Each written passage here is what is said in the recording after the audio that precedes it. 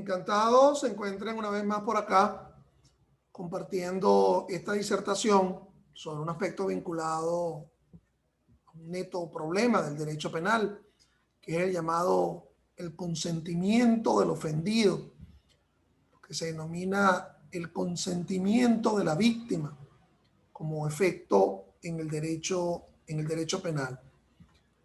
Me van a perdonar un poco la incorporación tardía a esta sesión, pero me encontraba en otro compromiso, digamos, académico, de la cual no me podía zafar y debía terminar, pues, de responderlo. Y bueno, quien les habla es el profesor Ángel Serpa Ponte. Esta disertación la pueden encontrar ustedes en mi canal YouTube, al igual que otras vinculadas al derecho procesal penal. En mi canal YouTube, Ángel Serpa Ponte. Estamos transmitiendo en julio de 2021 en Caracas. Bueno, mis estimados, el tema de el consentimiento del ofendido, formando parte de la estructura de la dogmática jurídico-penal, alude en primer lugar a una consideración de parte general, es decir, de si estaría presente el tema de dicho consentimiento como un mecanismo que niegue responsabilidad penal frente a la comisión de cualquier tipo de delito. Y dentro de la parte especial, aludiendo específicamente, valga la reiteración, la cacofonía, a una norma que se encuentra presente en dicha parte especial de nuestro Código Penal. Estoy hablando específicamente del artículo 393 del vigente Código Penal, que habla del llamado o de la llamada excusa absolutoria, como así lo ha venido denominando la doctrina, frente a lo que se denomina el consentimiento de la víctima en los delitos contra la libertad sexual.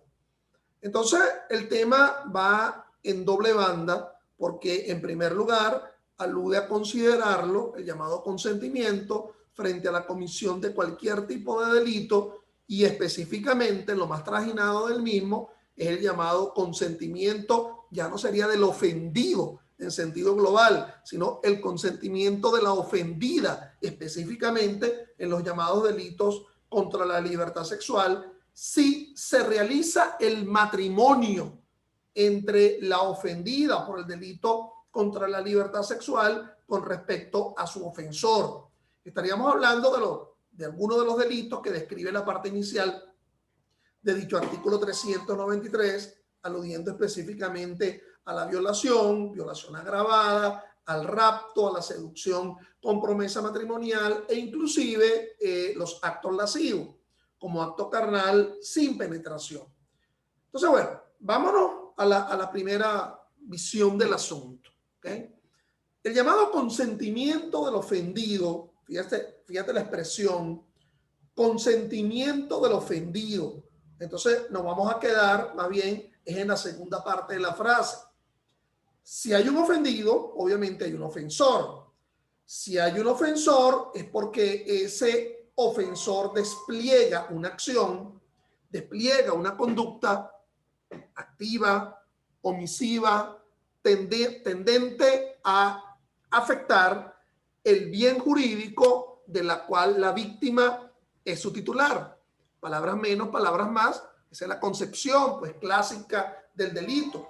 La realización de una conducta dolosa, en este caso, es decir, con intención, con miras a ofender el bien jurídico de la cual alguien es titular.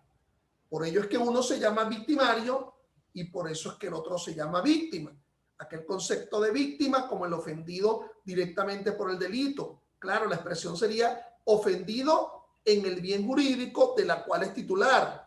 No confundir el concepto de bien jurídico con el llamado objeto pasivo del delito, porque se suele decir que el objeto, el bien jurídico, es la relación jurídica que se establece entre un titular de derecho con respecto a una determinada cosa, pero también esa cosa pudiéramos hasta cosificar elementos que son muy esenciales a la propia dignidad, a la propia integridad, como por ejemplo hablar de que el bien jurídico es la vida, pero que el objeto pasivo sería la vida de Pedro, la vida de Juan, que el bien jurídico en sentido global sería la libertad sexual, pero que el objeto pasivo de forma específica, individual, y me perdonan por esa cosificación de aspectos vinculados a la propia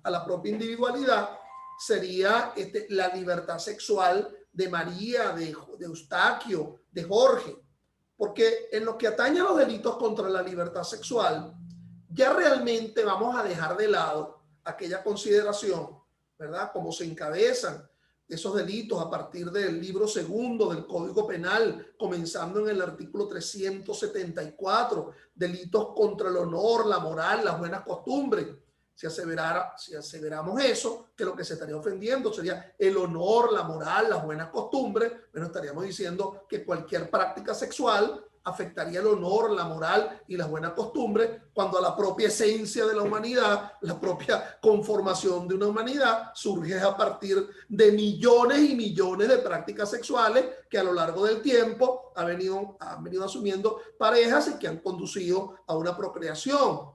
Es decir, la circunstancia de si al final del camino lo que se pretende con una relación sexual sea la procreación o sea simplemente el disfrute pleno de una libertad sexual, buscando los consabidos placeres, beneficios, derechos que se obtendrían a partir de una práctica sexual, así como satisfacer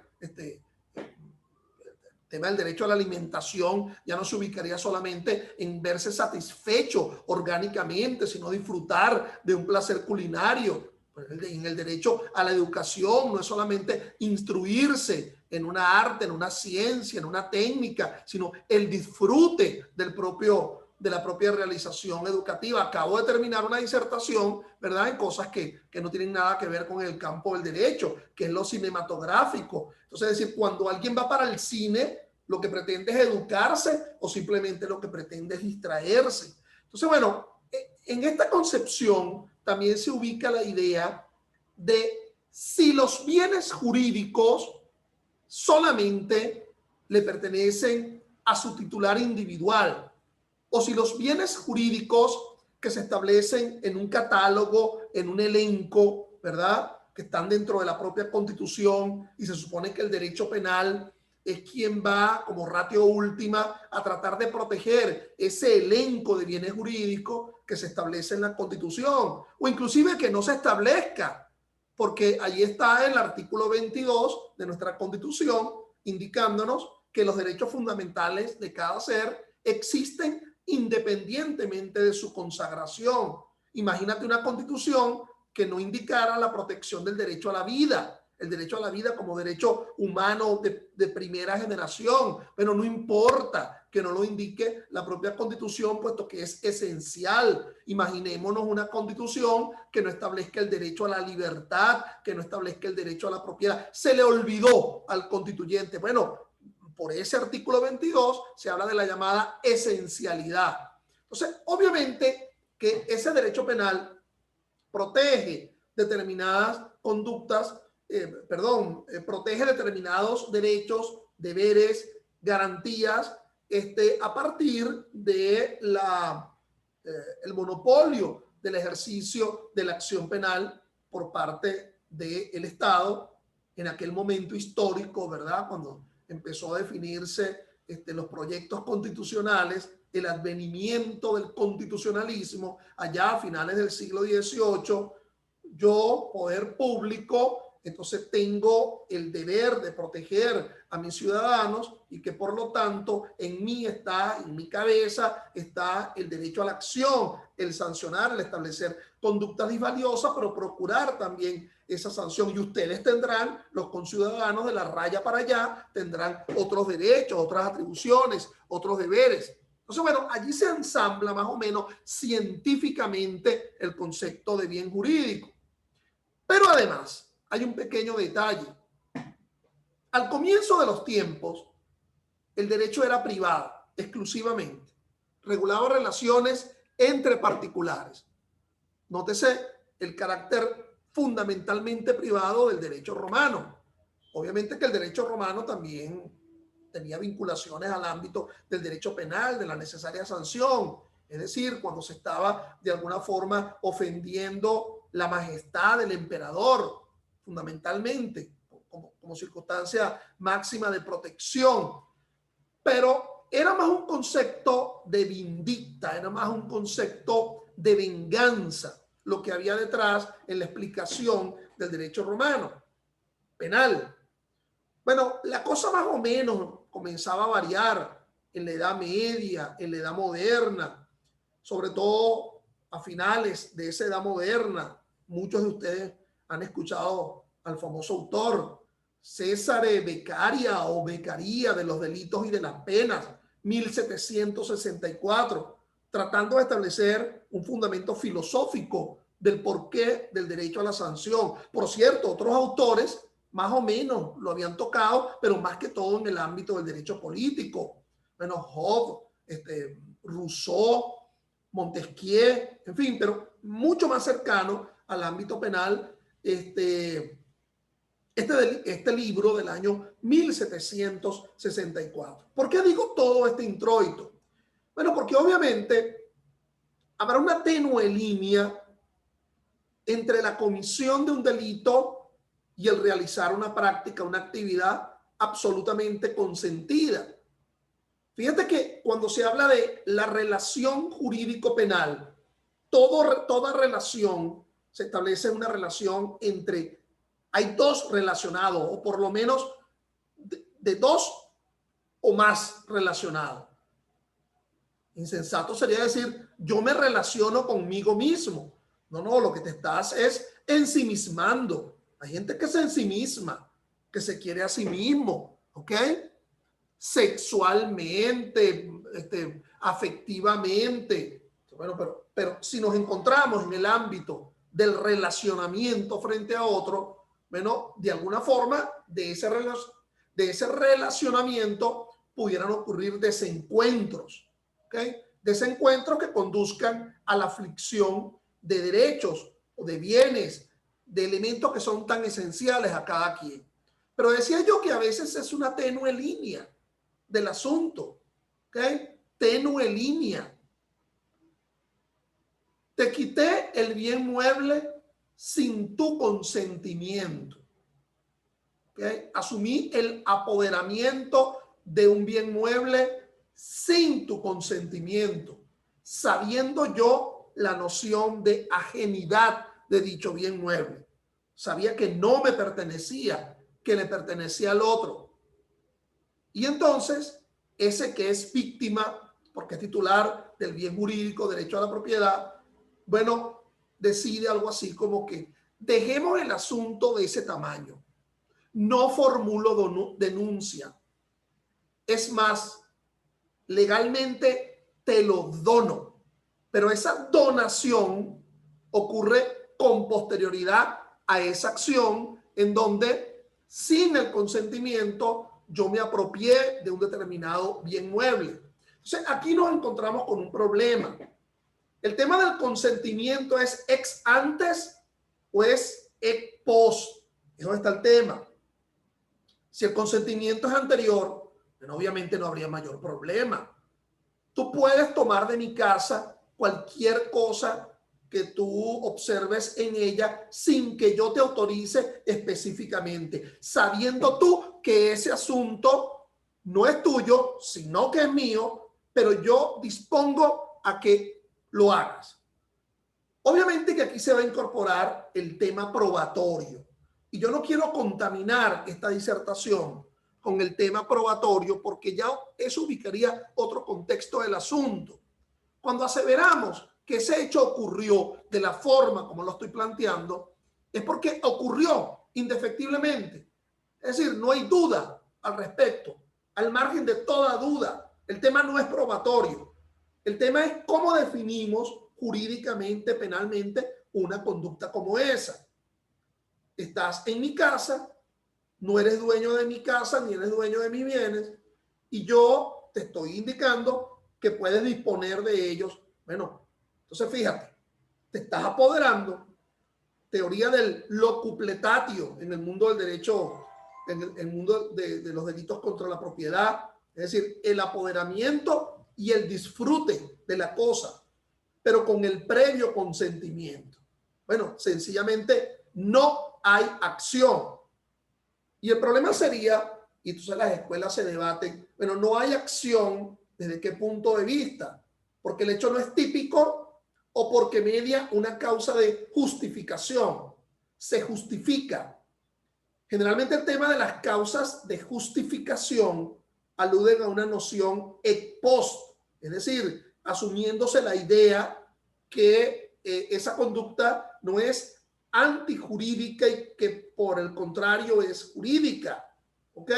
Bueno, definitivamente este consentimiento del ofendido previo obligaría a afirmar que no hay delito.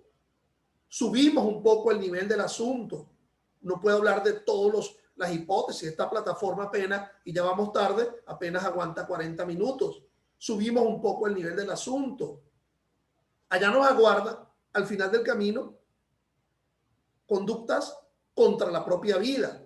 Pero en el interín, fíjate, lo primero que te hablo de delitos contra la propiedad, luego te voy a hablar de los delitos contra la libertad sexual, dentro de esa graduación, por hablarte solamente de 3 ejemplos, ¿okay? Por no abordar, por ejemplo, delitos contra la administración de justicia, delitos contra la libertad. Vamos a hablar de los delitos contra la libertad sexual. Y es profeso el asunto, y lo hago de forma exprofesa, porque en la parte especial del Código Penal es la única norma que prevé la posibilidad de que ese consentimiento con posterioridad iría a traducir en una irresponsabilidad penal bajo el prisma del artículo 393. Entonces, fíjense algo tan íntimo como la realización de una actividad sexual. Bueno, del contorno que sea en los delitos que están presentes en ese 393. Acto carnal que puede ser con penetración, violación, estupro o sin penetración, acto lascivo o abuso sexual sin penetración. Y aquí me estoy tratando de despegar de no solamente la manera como lo describe el Código Penal, sino 2 normas, 2 cuerpos normativos que en el ámbito venezolano se apropiaron de esos delitos, que son la Ley Orgánica sobre el Derecho de la Mujer a una vida libre de violencia, en el caso de que el delito contra la libertad sexual sea contra una fémina, y la Ley Orgánica de Protección de Niño, Niña y Adolescente, en el caso que el delito contra la libertad sexual sea contra menores de edad. Ley que además el factor consentimiento también lo diferencia, en el sentido que cualquier práctica sexual con niño, irrelevantemente del consentimiento, conduce a una responsabilidad sin ningún tipo de justificación, y que en el caso del adolescente, bueno, implica también que el factor del consentimiento va a estar allí presente, y ello es si no mediare violencia, porque si media violencia, definitivamente estaríamos hablando que la violencia constriñe el consentimiento, coacciona. Me detengo un poco, porque ¿cuántas prácticas sexuales pueden ser realizadas de forma violenta mediando un consentimiento? Es decir, el factor violencia no estaría definiendo esencialmente, como de alguna forma tampoco el factor penetración. Y no quiero que se me vaya la disertación, pero desde el año 2017 ya mucha gente está siendo sancionada en los delitos contra la libertad sexual sin haber penetrado a nadie, solamente por asumir un factor concupiscente de disfrute a través de la difusión de un medio de comunicación como este, etcétera. Pero la coacción sí estaba presente ante el otro, que tenía una actividad de carácter sexual que tras pantalla el segundo disfrutaba, siendo coaccionado el que estaba realizando la actividad sexual contra su consentimiento. Entonces, bueno, todas estas variables están presentes frente al tema del consentimiento. Obviamente que si es ex antes, la ausencia de consentimiento afirma el delito, afirma la tipicidad del mismo, es un elemento consustancial, ¿ok? Es decir, si dividimos la culpabilidad dolosa, el concepto del dolo, en una noción cognitiva y en una noción volitiva, lo cognitivo, la representación que me hago, que mi acción o omisión tiene la eficiencia para realizar el hecho. ¿Ok? Hablando de delitos contra la libertad sexual, asumir que mi corporeidad tiene la eficiencia para poder cometer un delito contra la libertad sexual. Por cierto, que ya en el tema del estupro, de la violación, ya salimos del tema de que solamente el órgano masculino es el que tiene la idoneidad para penetrar y configurar el delito, porque ya se habla de el órgano sexual masculino que por su conformación fálica tiene una capacidad penetrante, pero también se habla de cualquier componente de la corporeidad que dice la norma 374 Código Penal, y así la copian el abuso sexual 259, 260 de la Ley Orgánica sobre el Derecho a la Mujer a una Vida Libre de Violencia, que tenga contenido, actitud. Aquí hablaríamos de aptitud con P, ¿no? No de actitud como comportamiento, sino con P, aptitud de contenido sexual. Es decir, que tendría forma fálica, pues. Entonces, cualquier componente de la corporeidad, el órgano sexual masculino, pero también cualquier otro componente que tenga posibilidad de penetrar, pero también otro objeto que simule A. Entonces, fíjense,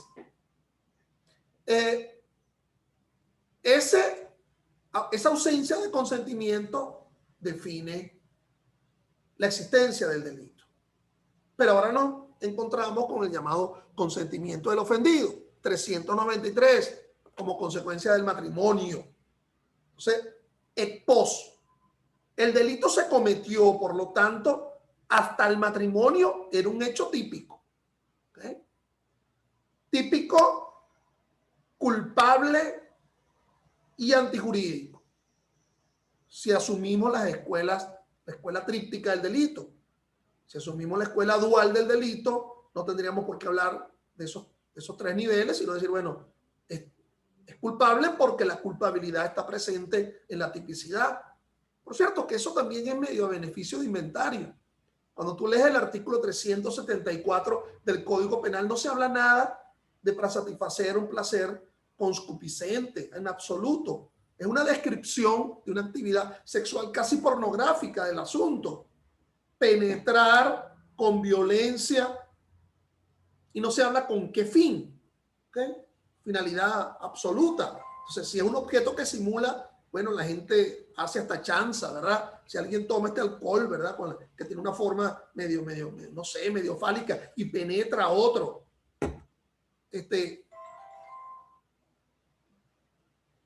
Ello conllevaría al delito de violación, ¿ok? Un beso, como se dice, un beso bien dado, en la cual aquel elemento corporal, aquel músculo que está en la boca de todos, es penetrado ante otro. Entonces, una pena de tanta significación. Entonces, bueno, el tema es que este consentimiento posterior excluye la responsabilidad. La dogmática, voy a referirme, por ejemplo, a tres autores, dos clásicos y uno más o menos contemporáneo en nuestro ámbito, para no hablarle de Muñoz Conde, Roxin, Jacob, hablar de los patrios, hablar de Alberto Arteaga y hablar de Hernando Grisanti. Bueno, lo define como excusa absolutoria. ¿Ok?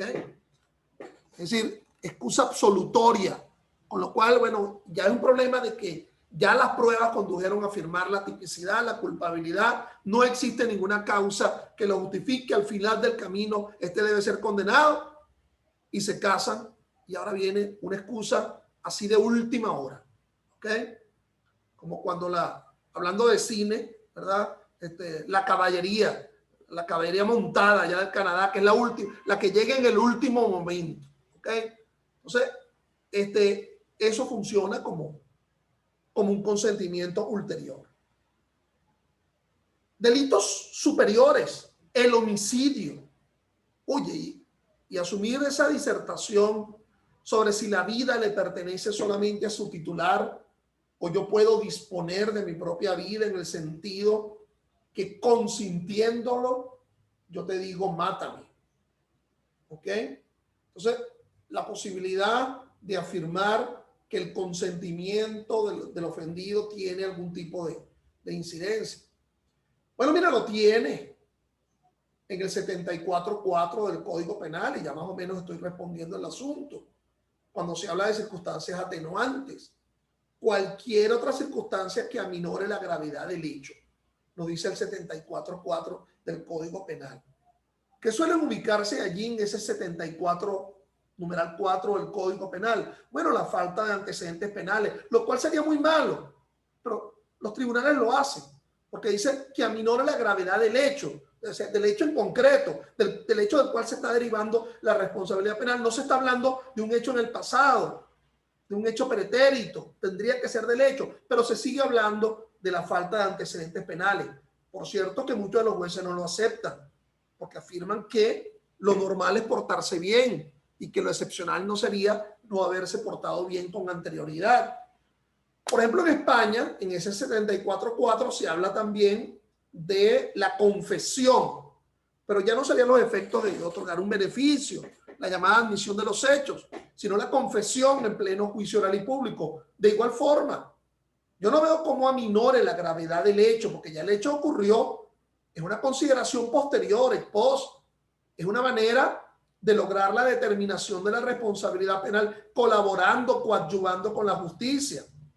Pero no es que entienda que sea el hecho menos o más grave. Igual mató, ¿ok? Pero está diciendo que sí, que fue él el que mató. Ahora, distinto es si afirmáramos la idea de que la víctima diga, mátame, ¿ok? Bueno, entonces, el tema del consentimiento del ofendido guardaría un papel importante en la disminución de la responsabilidad penal, pero obviamente que no podría ser para una irrelevancia absoluta de responsabilidad penal. El concepto del injusto implica la asunción de conductas conforme al derecho. Es decir, es lo que se denomina como conductas jurídicas, no antijurídicas, la antijuridicidad se asume en el entendimiento de querer afectar, aun cuando esa víctima haya podido tener un consentimiento. Obviamente que aquí estamos jerarquizando en función de un bien de tanta significación como lo es la propia vida. Bueno, ya el tiempo me está premiando. Yo no quiero irme de acá sin hacer algún tipo de precisiones al respecto. ¿Ok? Como si lo anterior no fuese importante. Siempre suelo recomendar algún libro vinculado al tema del consentimiento del ofendido. Este libro de esta autora argentina, Natalia Roja Vicuña, es un libro novedoso del año 2020. Se llama Delitos Sexuales, el consentimiento y el perdón de la víctima, un análisis del delito de estupro. Sí, obviamente que lo está individualizando, se está circunscribiendo a ese delito contra la libertad sexual. Pero el libro es interesante de la autora Vicuña porque en su parte inicial aborda toda la teoría del tema del consentimiento del ofendido, formando parte de la dogmática jurídico-penal. Por cierto, dogmática jurídico-penal que se ubica a partir de antecedentes tan remotos como el viejo derecho romano. Surge la famosa expresión allá del siglo II después de Cristo, Ulpiano como jurista, expresándolo en el libro 47 del Digiesto. Nulla injuria est quae inviolentem flat. lo que se realiza con la voluntad del lesionado no constituye injusto. Entonces, el injusto, ya con voluntad absoluta, pues no configuraría un delito, viejo derecho romano. Pero como yo decía inicialmente, era un derecho romano que se ubicaba en una perspectiva privatista del asunto. Recuerden que más o menos en la historia del derecho, al comienzo de los tiempos, el derecho era francamente privatista. Luego, con las revoluciones sociales de finales del 18, se estableció otra gran categoría del derecho, el derecho público, donde allí está presente el derecho constitucional, el administrativo, el derecho penal, etcétera. Y después, con las revoluciones económicas, la revolución industrial, se habla de una tercera categoría del derecho que no nos incumbe ahora, que es el llamado derecho social, ¿ok? Donde estaría el derecho inquilinario, pago y pago un canon de arrendamiento y nunca la propiedad será mía, el derecho agrario, el derecho laboral, en la cual yo ofrezco como capital mi propio trabajo. Entonces, obviamente que ello alude a la noción de débiles jurídicos, ya no es la misma prisma del derecho privado, asumir el concepto de débiles jurídicos. Entonces, bueno, ese carácter público del derecho penal, obviamente que nos hace salir de aquellas nociones romanistas del asunto. Por cierto, que esa noción original presente en el digesto, después se expresa en las llamadas máximas, y un tanto se morigera la frase y se dice violenting non fit injuria, frente a aquel que lo quiere no tiene lugar ningún injusto. Ahora, como lo reitero, el carácter público del derecho penal, bueno, es lo que estaría prevaleciendo en este momento para tratar de ubicarnos en el concepto de bien jurídico. Y aquí, como lo está indicando la lámina, hay dos grandes teorías, entre las cuales la doctrina no se ha puesto de acuerdo. Es decir, el llamado consentimiento del ofendido resta tipicidad o es, por otra parte, un problema de causa de justificación. Por ejemplo, en la llamada teoría de los elementos negativos del tipo, ¿verdad? Se discute que ese consentimiento del ofendido, bueno, excluye definitivamente la tipicidad. Bueno, porque obviamente, aunque yo tenga una noción de la ajenidad del bien mueble de la cual me estoy apropiando, yo sé, por otra parte, de la pertinencia y de la posibilidad concesiva de apropiación de parte de la víctima, entre comillas. No me lo ha dicho de forma directa, pero la permisibilidad a esa apropiación, aunque no lo haya expresado de una forma directa, alude a la noción de una ajenidad compartida, ¿okay? De alguna forma, para tratar de justificarlo en el ámbito de los delitos contra la propiedad. Por otra parte, autores tan importantes como por ejemplo Muñoz Conde, el alemán Jessex, Metzger, Reyes Echandía, nos dice que no, que el tema del consentimiento opera más bien como una causa de exclusión de la antijuridicidad, como esas causas de justificación que nos encontramos, por ejemplo, en el artículo 65 del Código Penal, legítima defensa, ejercicio de un derecho, ejercicio de profesión o cargo, defensa putativa. Pero la verdad es que no la estoy viendo allí en el 65. No estoy viendo el llamado consentimiento del ofendido. Sería como una especie de fuente de la juridicidad y una causa de justificación, digamos, de origen esencial. Bueno, mis estimados, obviamente que, como lo dije al comienzo, no hay referencia alguna en la parte general, sino que lo hay más bien en la parte especial. Algunas normas que abordan el tema del consentimiento. Por ejemplo, voy a abordar dos ejemplos, valga la repetición. En el 250, la prevaricación. Y entonces la norma nos indica que cualquier mandatario, abogado, procurador, consejero o director, cito, que después de haber defendido a una de las partes sin el consentimiento de ella, tome a su cargo la defensa de la parte contraria, será castigado con prisión. Aquí, por lo tanto, el tema del consentimiento a que mi exdefensor defienda la parte contraria obra en un papel de causas de exclusión de la tipicidad, es decir, de la atipicidad. Y algunos pudieran decir, no, bueno, entonces el tema del consentimiento ya está operando como una condición objetiva de punibilidad. Pero hay otro ejemplo, en el rapto, delitos contra la libertad sexual, 384.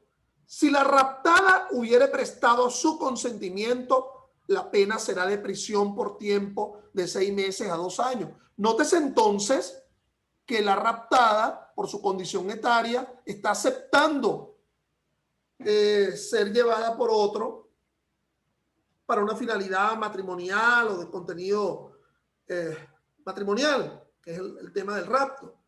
Entonces, fíjate que el tema del consentimiento lo que hace es reducir la responsabilidad penal en ese delito. A nivel de jurisprudencia, es interesante abordar este famoso artículo, el 393. El culpable de alguno de los delitos previstos en estos artículos 374, 375, es decir, violación agravada,